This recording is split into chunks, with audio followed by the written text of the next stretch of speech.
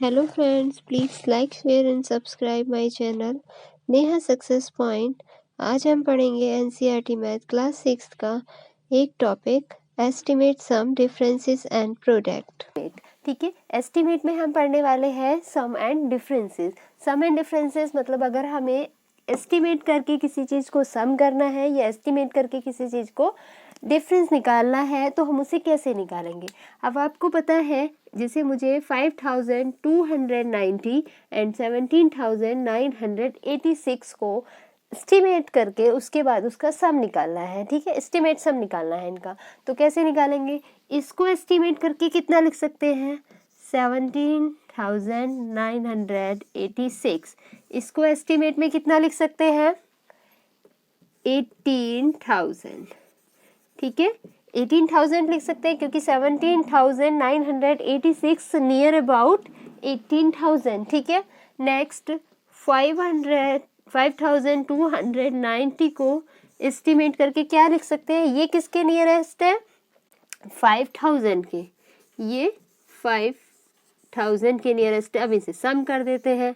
सम कैसे 0 0 0 0 8 and 5 13 1 and 2. It means 23,000 is the estimate value of this and this. This is the estimate value of 5,290 plus 17,986। इस तरह से ही आप difference निकालेंगे। आप डिफरेंस का क्वेश्चन करते हैं।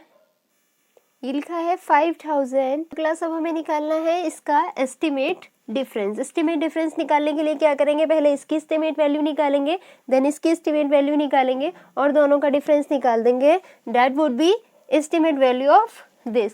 ठीक है, अब देखिए ये तो 1000 में है वैल्यू, 1 10 100 1000 एंड ये 100 में है वैल्यू। ठीक है, तो हम क्या करते हैं, जो लोएस्ट टर्म वाली होती है, इट मीन्स जो हमारी 100 टर्म्स वाली है, उसके अकॉर्डिंग हम उसके एस्टिमेट वैल्यू निकालते हैं। मतलब कि इसकी भी हम 100 प्लेस के लिए ही एस्टिमेट वैल्यू निकालेंगे। तो 5,673 का एस्टिमेट वैल्यू कितनी होगी, हम 673 के अकॉर्डिंग देखेंगे क्योंकि ये भी हमारा 100 डिजिट तक है, 1 10 100। इसकी भी हम 100 प्लेस तक के लिए ही एस्टिमेट वैल्यू निकालेंगे और इसकी भी हम एस्टिमेट वैल्यू 100 प्लेस तक के लिए निकालेंगे। तो 673 के लिए कितनी एस्टिमेट वैल्यू होगी 700। तो 5,700 is the estimate value of this.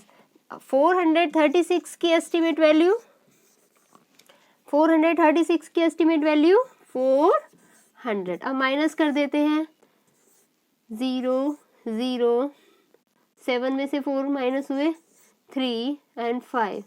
ठीक है, 5,300 is the estimate value of this. Okay, इसी तरह से अब हम पढ़ते हैं एस्टिमेट प्रोडक्ट। एस्टिमेट प्रोडक्ट को भी ऐसे ही करेंगे, इनकी एस्टिमेट वैल्यू निकालेंगे और प्रोडक्ट करेंगे तो हमारे पास क्या मिल जाएगा, हमें एस्टिमेट प्रोडक्ट मिल जाएगा। अब 19 का एस्टिमेट वैल्यू कितनी होगी, 19 के अबाउट क्या है 10 या 20। 10 इसके ज़्यादा नियर है या 20 इसके ज़्यादा नियर है, ऑब्वियसली 20। तो 20 is the nearest value of 19 and 78 के लिए 80। ठीक है, तो इन दोनों का प्रोडक्ट कितना आ गया 6 8 2 जा 16 and 0। This is the estimate value of this. ठीक है, इसी तरह से हम एक दूसरा क्वेश्चन लेते हैं।